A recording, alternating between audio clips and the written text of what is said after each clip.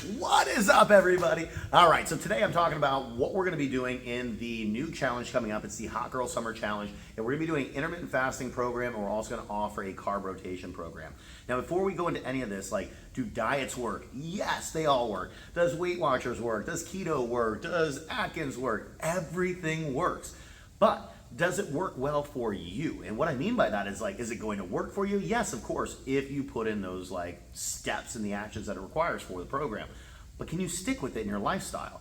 So that's the biggest thing that we need to talk about when we're coming into picking a program. Low carb is great, cool. Keto's great, fasting's great, intermittent fasting is great, rotational plans are great. But what is going to be easiest for you? If you don't like tracking food and you don't like math, then don't do a carb rotation plan. Pretty simple. If you don't like going without food for a certain period of time, then intermittent fasting or fasting's not going to be for you. So you got to look at, like, what are the things you can sacrifice and what are the things you're not willing to sacrifice. And at the end of the day, it all comes down to, like, how many calories did I take in? How many did I burn? How long have I done this consistently so my body knows, like, hey, I got to get rid of this extra stuff so that I can maintain my energy and my lifestyle and everything else. The way it does that is by burning all these extra calories that you already have stored on your body. So it's not like you can just take away food and lose weight. Yes, you can, but if you take away too much food, you're going to lose weight, but it's going to be muscle and fat together. If you do this right and you actually plan everything out and you lay out your day that what works best for you, you can match up your activity levels with your food intake, with all the other things that you need to make sure you're getting enough protein, you're fueling your body enough, but you're withholding as much as you need to make sure you're hitting that gap of whatever deficit you need to make and how much weight loss you're trying to eventually get to. So there's math involved with everything. I'm sorry to tell you that. But at the same time, it all comes down to willpower too. And if you can't just consistently say, like, yes, I like this, yes, I'm seeing results, then it doesn't matter if it works well or not.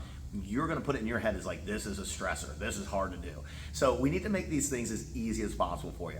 So when we're talking about intermittent fasting, very, very simple. There's going to be a lot of different frameworks we're going to give you and some different options, but you're looking at your day as a whole. And what we're trying to do is find the best 8 hours of when we can eat. So for some people, it's noon to 8 p.m. That makes sure they get a lunch with their normal, like, scheduled work lunchtime, make sure they get a dinner with the family and maybe a snack. For some people, they need to start earlier, like 10 a.m. because they hit that mid-morning slump, and then they're going to carry on until their last meal is going to be 6 p.m. So that gives you kind of a dinner cutoff time. So when you're looking at fasting, you got to look at your schedule and you got to almost like work backwards and reverse of, like, when's the ideal times to eat and when is that going to match up with my schedule. If it doesn't, probably not the plan for you.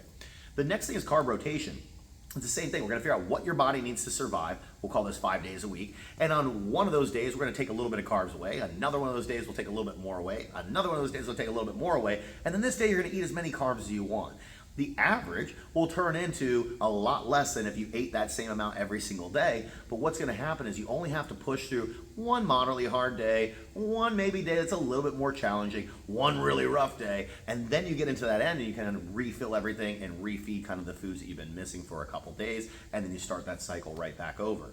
Some people, that works really, really well. They can put their, refeeds on ladies' night on Thursday nights, or they have a poker night on a Friday night, or they like going out and watching football games on Sunday. But you can start lining those days up with your carb rotation plan.